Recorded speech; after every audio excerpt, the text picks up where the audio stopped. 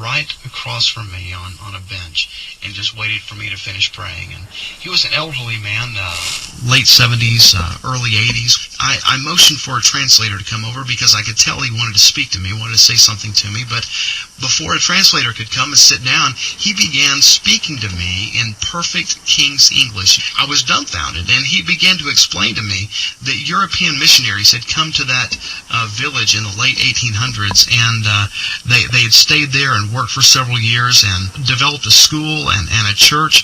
But by the early 1900s, the last of those European missionaries had died.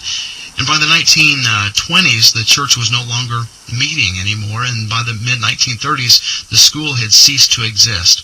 In the 1950s, the man said that he realized that he was the only Christian in the village that he knew. And his next statement would absolutely just pierce my heart. It would just sear, indelibly burn a scar in my missiological conscience. He said, I began pleading for God to send white people to our village to tell us about Jesus once again. Can you believe that? He began pleading for God to send white people to bring Jesus back to their village. The European missionaries had obviously made a very grave mistake, as they had failed to develop indigenous leadership and help the Rabai people learn what it means to truly be disciples and make disciples of Jesus Christ. Nevertheless, that man's prayer was answered that day.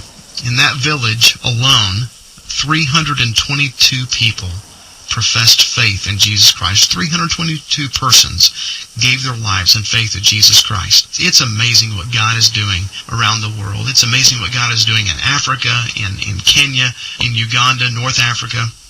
Several places that we have ongoing work. We also have ongoing work in Asia and India, places all over the world, South America.